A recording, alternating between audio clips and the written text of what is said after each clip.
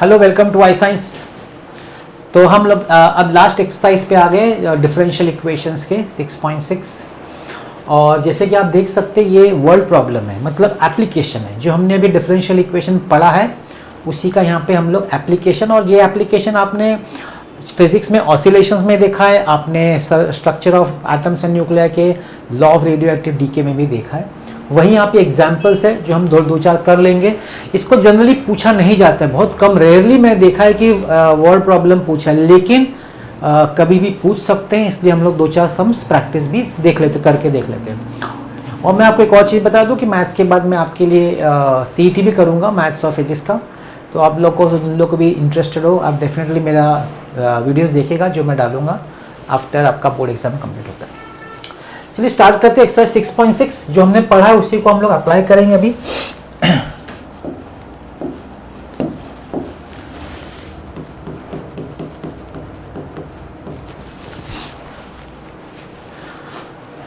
तो अब मैं फर्स्ट क्वेश्चन भी ले लेता हूं, चलिए ठीक है। फर्स्ट क्वेश्चन सिंपल है, उसी से हम लोग स्टार्ट करते हैं, है ना। In a certain culture of bacteria the rate of increase is proportional to the number present।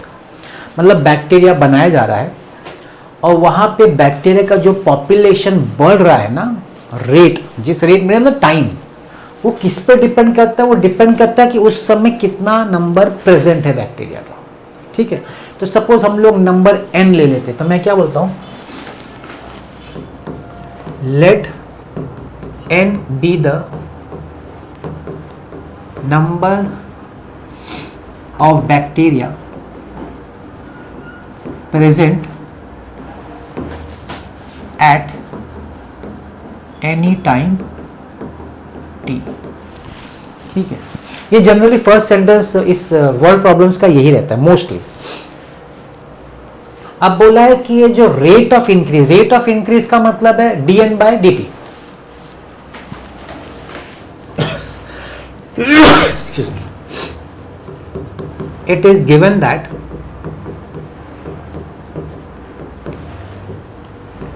dn/dt is proportional to n। किसको प्रोपोर्शनल है? उस समय कितना प्रेजेंट है।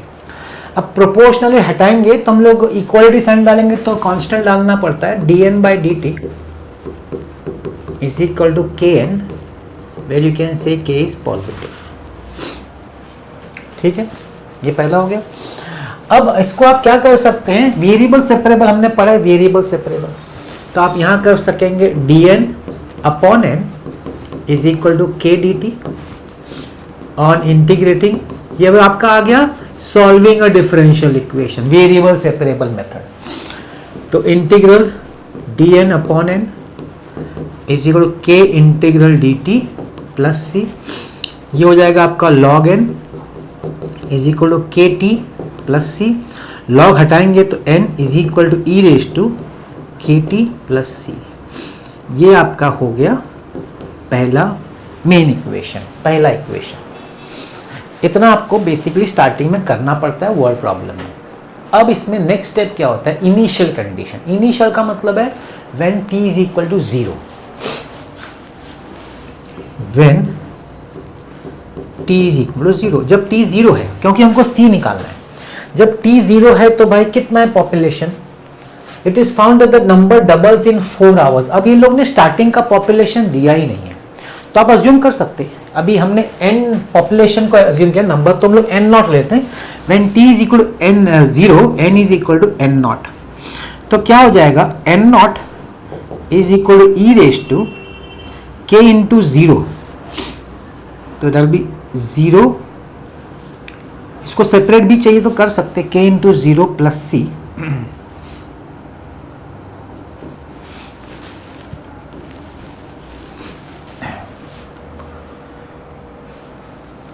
इसको मुझे कांस्टेंट को चेंज करना पड़ा, हम लोग को कांस्टेंट चेंज कर देते ना, नया कांस्टेंट डालेंगे तो ज़्यादा इजी पड़ेगा। I just change it.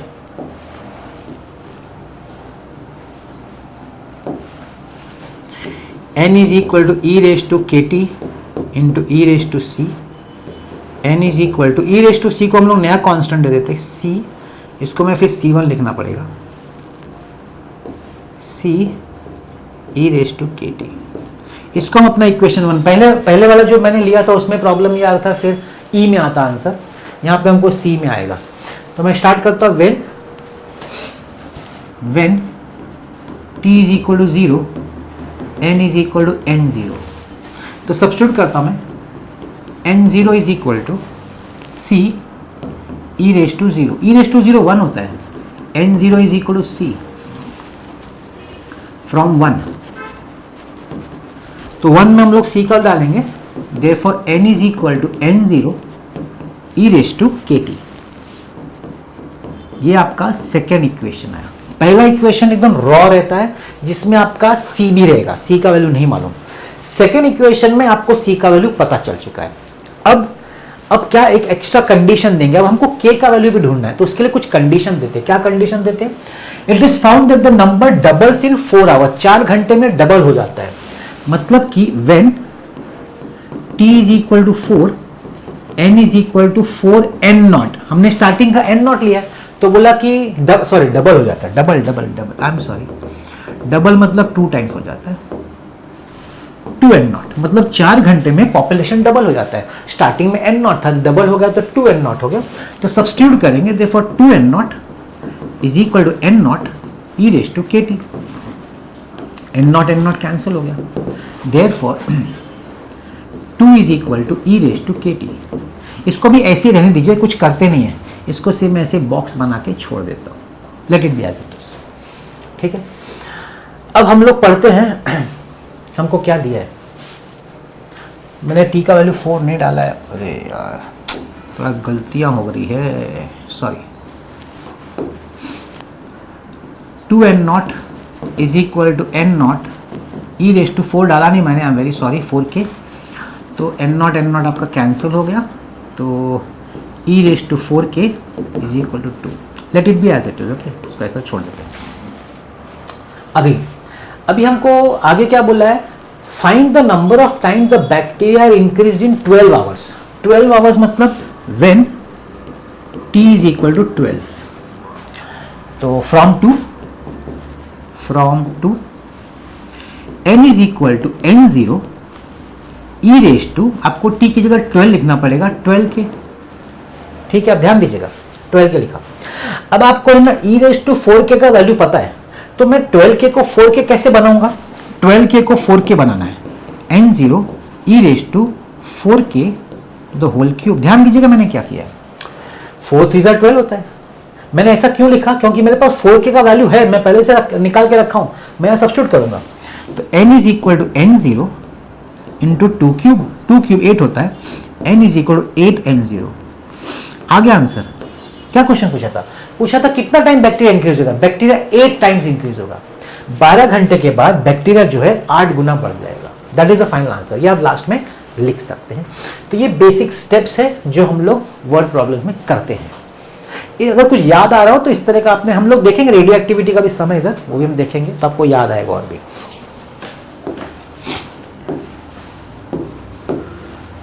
Question number 2,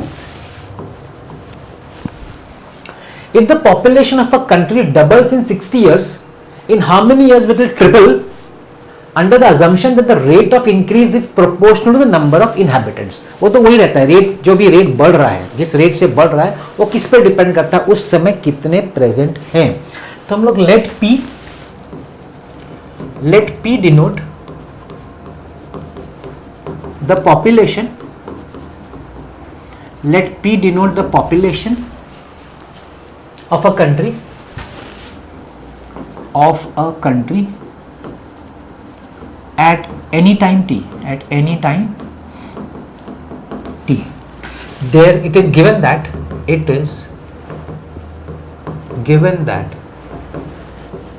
dp by dt proportional to p। जो पॉपुलेशन का रेट बढ़ रहा है ना, वो किस पे डिपेंड करता है, उस समय के पॉपुलेशन पे। प्रोपोर्शनली हटाएंगे, इक्वल डालेंगे, therefore dp by dt is equal to kp, where you can say k is greater than 0। अब variable separable, dp upon p is equal to k dt on integrating, so 1 upon p dp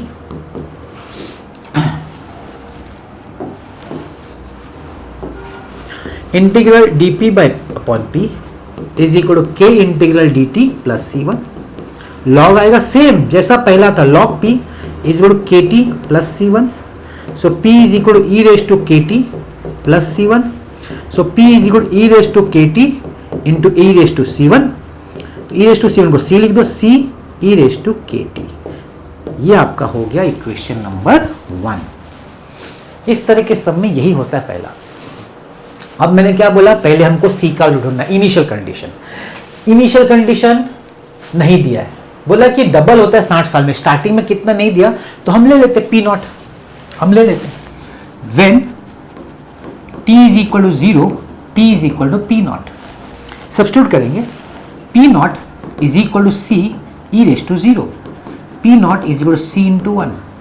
तो from 1 सी का value P not डाल देंगे, therefore p is equal to p naught e raised to kt। that's my second equation। क्या मिला हमको c का value मिला। अभी हमको k का ढूंढना है, ठीक।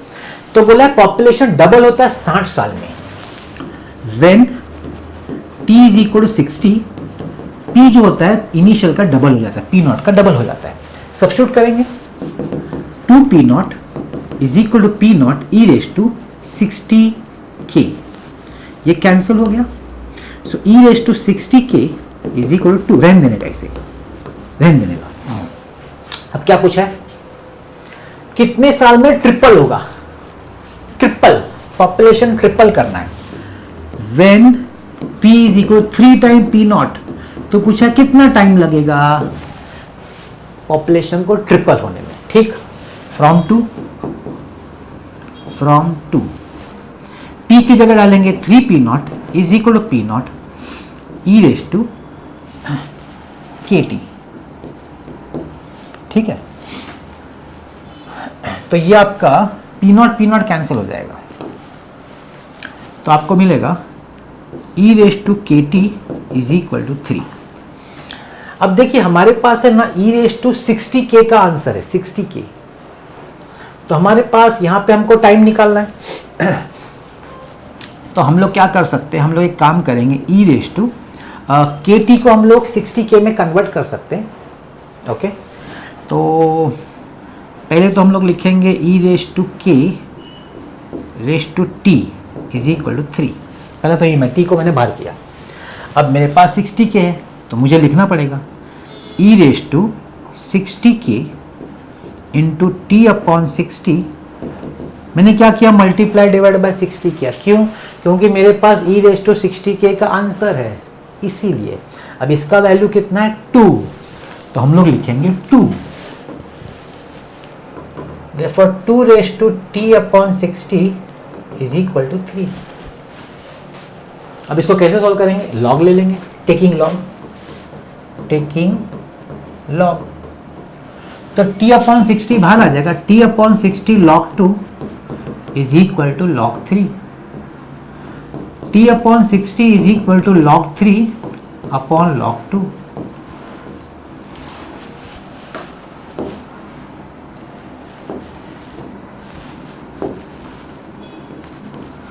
t is equal to 60 log 3 upon log 2। समझ गए, बस यही करना है आपको।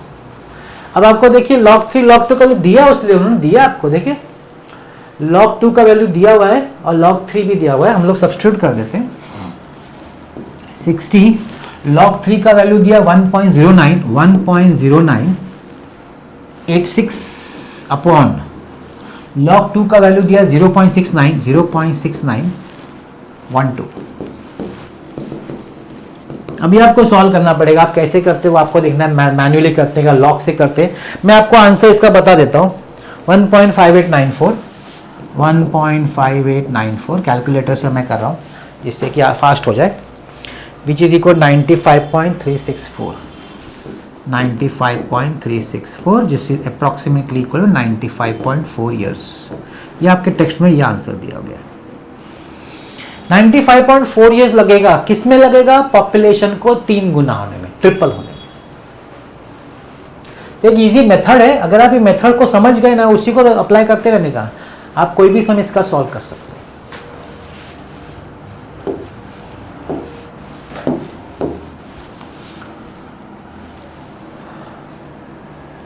अब एक नया टाइप है, न्यूटन्स लॉ ऑफ कूलिंग का सम है, वो देख लेते हैं। Third sum, if a body cools from 80 degree to 50 degree at room temperature of 25 degree in 30 minutes, find the temperature of the body after 1 hour. तो हमको टेम्परेचर पूछा, टाइम पूछा, तो हम बोल सकते हैं let theta be the temperature of the body at any time t. अब यहां पे आपको रूम टेम्परेचर दिया, रूम टेम्परेचर आपको दिया 25 degree C. Room temperature is equal to 25 degree C by Newton's law of cooling. Newton's law of cooling. अब Newton law of cooling का concept 11th standard में था, थर्मल प्रॉपर्टीज ऑफ मैटर में। 12th में आपने इसका एक्सपेरिमेंट भी किया है। क्या है Newton law of cooling? D theta by d t is proportional to theta minus theta naught. याद करिए, यहां पे थीटा नॉट आपका रूम टेम्परेचर है, that is d theta by d t is proportional to theta minus 25। This is Newton law of cooling. So अब इसको minus दिखाएंगे। Minus क्यों दिखाएंगे? माइनस इसलिए दिखाएंगे क्योंकि टेम्परेचर डिक्रीज हो रहा है, ठीक है। तो यहां पे हो जाएगा therefore d theta by d t is equal to minus k theta minus 25 where k is positive. Separable variable d theta by theta minus 25, sorry, theta minus 25 is equal to minus k dt on integrating integral d theta upon theta minus 20 theta minus 25 is equal to minus k integral dt plus c1। तो log हो जाएगा log theta minus 25 is equal to minus k t plus C1। Same है सब कुछ। Therefore theta minus 25 is equal to e raise to minus k t plus C1। Therefore theta minus 25 is equal to e raise to minus k t into e raise to C1। Therefore theta minus 25 is equal to c e raised to minus kt. That is your equation number 1। जैसे हमने last के दो सम में किया वैसे यहाँ पे extra क्या था, वहां सिर्फ जैसे p था या n था, यहाँ थीटा माइनस थीटा नॉट है, मतलब difference with the room temperature. वो कंसेप्ट है अगर आपको याद हो तो। अभी अब हम लोग इनिशियल कंडीशन लेंगे। इनिशियल कंडीशन देखिए, इनिशियली जब टाइम 0 था तो टेम्परेचर कितना था? 80 डिग्री था। When t is equal to 0 theta is equal to 80 degree C. Therefore 80 minus 25 is equal to c e raise to 0। तो 80 माइनस 25 भी 55 is equal to c into 1। From 1 पहले हमको c का वैल्यू मिलता है तो सब्स्टिट्यूट करेंगे। Theta minus 25 is equal to 55 e raise to minus k t. That is my equation number 2। अब हम k ढूंढेंगे। 30 मिनट में आधा घंटे में टेम्परेचर 50 हो गया। when t is equal to half hour theta is equal to 50 degree C, 50 हो जाता है। तो 50 minus 25 is equal to 55 e raise to minus k upon 2 लेने का भूलिएगा मन। 25 upon 55 is equal to e raise to minus k upon 2। तो ये 5 से कट जाएगा तो 5 upon 11 is equal e raise to minus k upon 2। अगर आपको इसको प्लस करना है तो उल्टा कर दीजिए, मतलब क्या? ई रेज टू के अपॉन 2 इज इक्वल 11 अपॉन 5। आप प्लस में ऐसे लिख सकते हैं, ये लॉज ऑफ इंडाइसिस का रूल है, नेगेटिव को पॉजिटिव लिखना तो उल्टा कर दो। आगे बढ़ते, आगे क्या बोला है, find the temperature after 1 hour, 1 घंटे बाद टेम्परेचर कितना होगा, when t is equal to 1 hour, theta कितना होगा, theta, that is a question. जब t 1 घंटा हो जाएगा तो थीटा कितना होगा, तो will go to hour from to only, from to theta minus theta nought that is 25 is equal to 55 e raise to minus k into 1, minus k into 1। So theta minus 25 is equal to 55। अब यहां देखिए, ध्यान दीजिएगा, हमारे पास ये भी है, ये भी है, आपको जो लेने का, चलो माइनस में ले लेते, माइनस है तो माइनस, हमारे पास माइनस k बाई 2 है। देखिए मैं क्या करता हूं, e raise to minus k by 2 the whole square कर देता हूं, मतलब डिवाइड बाई 2 करता हूं, बाहर मल्टीप्लाई बाई 2 करता हूं। क्यों? क्योंकि मेरे पास e raise to minus k by 2 का वैल्यू है, इसीलिए। So theta minus 25 is equal to 55 into कितना वैल्यू है मेरे पास, 5/11 square, 5/11 square. So theta minus 25 is equal to 55। अब यहां पे आपका हो जाएगा 25/11 इंटू 11, ये आपका 11 फाइजा कट जाएगा और तो कुछ नहीं कटेगा। 25 प्लस 125/11,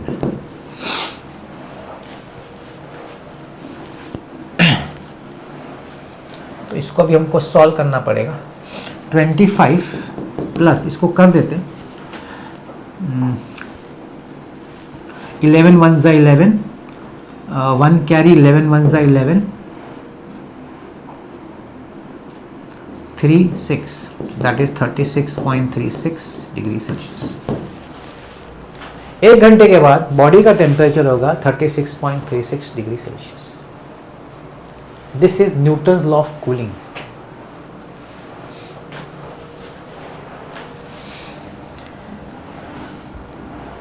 ओके,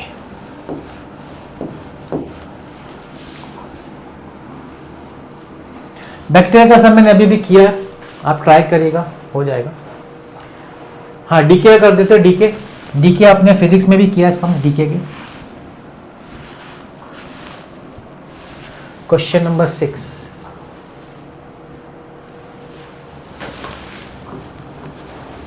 क्या बोलता है question number 6, the rate of decay of a certain, decay भी देखिए मास कम हो रहा है तो माइनस साइन लेना पड़ेगा। जैसे न्यूटन लॉ ऑफ कूलिंग, जो चीज बढ़ती है ना प्रोपोर्शनलिटी प्लस होता है, जो चीज घटती है उसका प्रोपोर्शनलिटी माइनस होता है, भूलिएगा मत।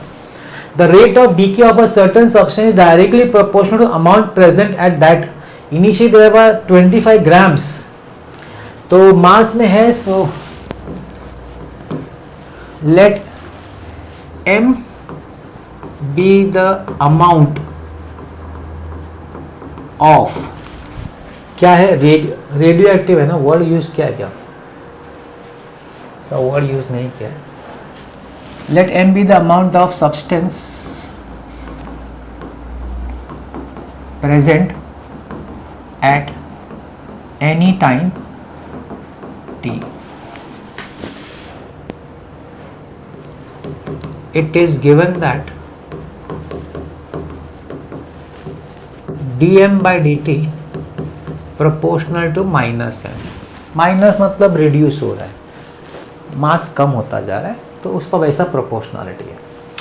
तो इसका हम लोग कांस्टेंट k डालेंगे, therefore dm by dt minus km, k is positive. इसको आप अलग अलग कर दीजिए, that is variable separable. On integrating, integral dm upon m minus k integral dt plus c1 log m is equal to minus kt plus c1, m is equal to e raise to minus kt plus c1, m is equal to e raise to minus kt into e raise to c1, m is equal to c e raise to minus kt, that is your first equation. बहुत बार कर चुके इस चीज़ को। अब हम सी का लेंगे इनिशियल कंडीशन। इनिशियल कंडीशन क्या है भाई, लेट्स सी। ये बोलता है कि इनिशियली 25 ग्राम है, when t is equal to 0, m is equal to 25 grams. 25 gram है तो m की जगह 25 आएगा। 25 is equal to c e raise to 0, 25 is equal c into 1 from 1। अब 1 में सब्स्टिट्यूट कर दो तो m is equal to 25 e raise to minus k t. That is your equation number 2। आपको c का वैल्यू मिल गया। अब k का कैसे मिलेगा?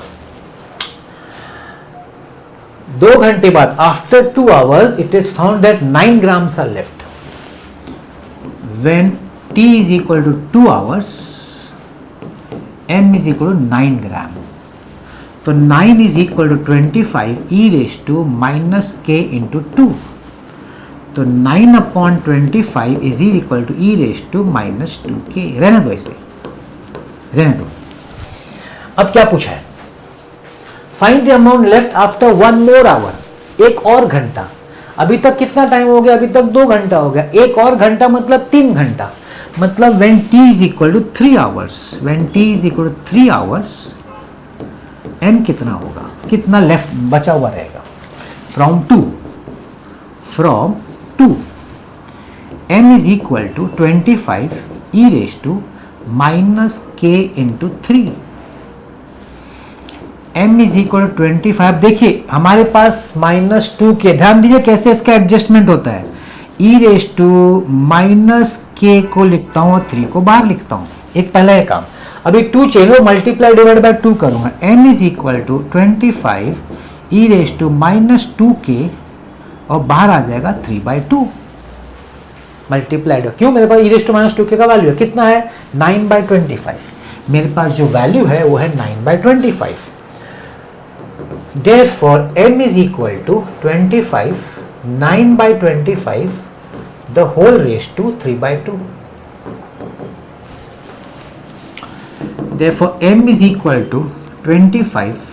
अभी देखिए क्यूब रूट चाहिए ना, क्यूब रूट, तो दोनों का रूट ले लेते हैं। तो इसका 3 हो जाएगा, इसका 5 हो जाएगा, क्यूब दोनों का रूट ले लिया, दोनों का रूट ले लिया। नहीं तो आप डायरेक्ट आप ऐसे भी करने जाएंगे ना, 9 का क्यूब रूट 3 मतलब 9√9 होता है, तो वो ऐसे ही रहेगा, आपको वो सेम आएगा। आप जैसा करना चाहें आप कर सकते हैं। That is 25 into 27 upon 125। 25 5 5 25।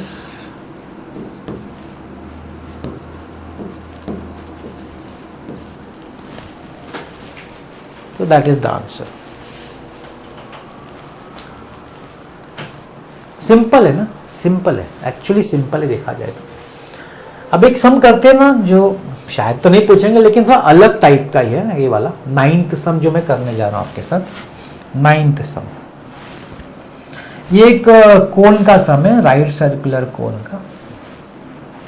आपके पास टेक्स्ट बुक है तो आप देख सकते हो, ऐसा है क्या? क्योंकि अगर शायद अगर नहीं दिख रहा हो क्लियर तो उसके लिए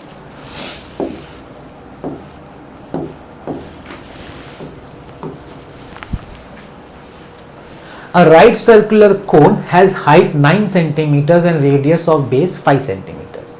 It is inverted and water is poured in it. तो ये आपका कोन है, इसका जो हाइट है ना, हाइट वो 9 सेंटीमीटर है, और इसका जो रेडियस है ना, रेडियस ऑफ बेस वो है 5 सेंटीमीटर। इसमें पानी डाला जा रहा है, इन्वर्ट करके पानी डाल रहे हैं। If at any instant the water level rises at the rate of pi upon a centimeters, मतलब अगर हाइट हम लोग h ले लेते हैं तो देखिए ऐसा मैं बोलता हूँ, let h be the height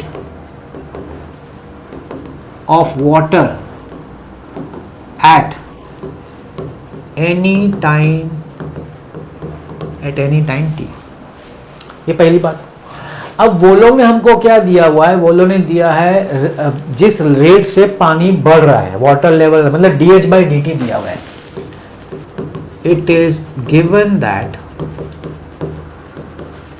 dh/dt is equal to क्या है? π/a। सेंटीमीटर पर सेकेंड ये दिया गया है। क्या पूछा है, बोला A is the area of the water surface. तो चलो here A is equal to pi r square.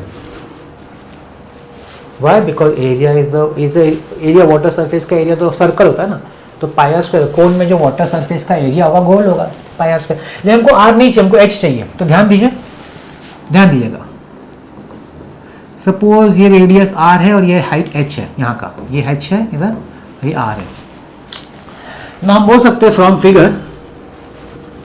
Figure what can you say, R upon 5 is H upon 9, that is proportionality. आप सिमिलर ट्राइंगल्स बोलो या proportion जो भी बोलो, तो यहाँ पे आपको क्या मिलेगा, r is equal to 5 upon 9h, 5 upon 9h। तो आपका एरिया का जो फॉर्मूला हो जाएगा, एरिया का pi 5 upon 9h the whole square. तो एरिया हो जाएगा पाई 25 अपॉन 9h स्क्वायर। ना दिस इज योर एरिया, अब ये जो एरिया है आप सब्स्टिट्यूट करेंगे in 1, substituting in 1, so dH by dt is equal to pi upon, A की जगह लिखेंगे pi into 25 upon 9h square. Pi pi cut, 9 ऊपर चला जाएगा, 9 upon 25h square, this is dH by dt। ठीक, अब क्या है, वेरिएबल सेपरेबल। h स्क्वायर को लेफ्ट में लाओ, h square dH 9 upon 25 dt। On integrating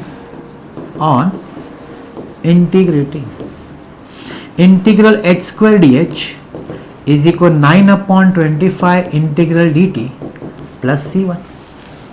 h square का इंटीग्रेशन क्या होता है, h cube by 3 equal 9 upon 25 t plus c1। अभी हमको c का वैल्यू निकालना पड़ेगा, तो इनिशियल कंडीशन जब t 0 होगा, जब आपने पानी नहीं डाला है तभी हाइट कितना होगा पानी का, 0 होगा। जब आपने पानी डाला ही नहीं स्टार्टिंग में तो 0 होगा। तो इसको आप इक्वेशन 1 बोल सकते हैं, फ्रॉम 1। तो 0 is equal to 0 plus c1, तो c1 is equal to 0, therefore h cube upon 3 is equal to 9 upon 25t। वो तो 0 ही है, तो वो तो नहीं लिखा, दैट इज इक्वेशन नंबर 2। अब क्वेश्चन पढ़ा क्या, चलिए मैं आपको क्वेश्चन बताता हूँ। क्वेश्चन क्या बोल रहा है, क्वेश्चन बोल रहा है show that the vessel will be full in 75 seconds. ये प्रूव करो कि पूरा वेसल भर जाएगा 75 से। पूरा वेसल भर जाएगा मतलब उसका हाइट कितना हो जाएगा, हाइट जो टोटल हाइट है, टोटल हाइट कितना है, 9 सेंटीमीटर। तो भाई जब पूरा पानी 9 सेंटीमीटर का भर जाएगा तभी टाइम कितना होगा, यही पता करना है ना। ठीक है, तो हम डालते हैं 9 cube upon 3 is equal to 9 upon 25, 9 upon 25 t। तो 9 क्यूब का 2 कट जाएगा, 9 स्क्वायर दे देगा, 9 square upon 3 into 25 is equal to t। 9 square, तो यहां पे हम लोग को 81 आएगा, 81 अपॉन 3। एक 9 होना चाहिए था इधर, 9 square. So let me just get it, integration h square,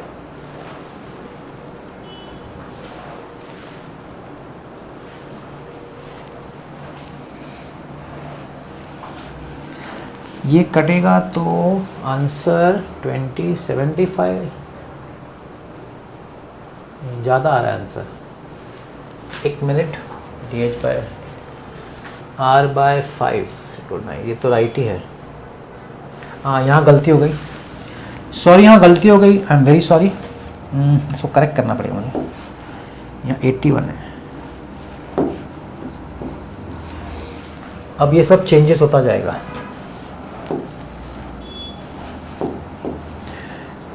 मैं बोला 75 नहीं आ रहा था, 81।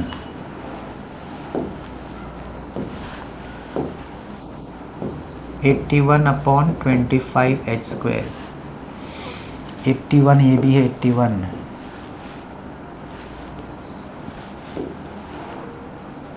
81/25 dt on integrating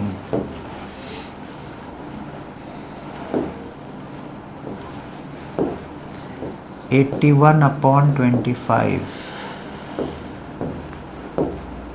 81/25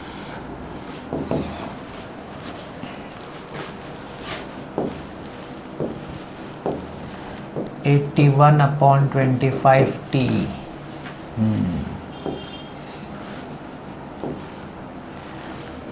तो यहाँ करेक्शन कर देता हूँ मैं। So you have got 9³/3 is equal to 81/25 into t। इसका एक 9 बचेगा, 9/3 is equal to 1/25 into t। 3 3s are 3 into 25 is equal to t। t is equal to 75 seconds। थोड़ा सा गलती हो गया, यहाँ स्क्वायर मैंने नहीं किया था गलती से। वो मेरे को रियलाइज इसलिए हुआ क्योंकि आंसर में 75 लाने का है, प्रूव करने का है। ये तो पता भी, you have to prove that the time taken is 75 seconds. तो 75 सेकेंड्स तभी तो नहीं आ रहा था, तो मेरे को लगा एक गलती हो गई, तो यहाँ पता चला। तो ये थोड़ा सा अलग समय चाहिए, तो मैं वापस बता देता हूँ कि आपका एक कोन है, उसमें पानी डाला जा रहा है, जिस रेट से हाइट बढ़ रहा है वो π/a है। a is the area of the circular part that is a water, उसका πr² है। r हमको सब में ज़रूरत नहीं है, तो हमने सिमिलैरिटी का property proportional r/5 is equal to h/9 से r निकाला।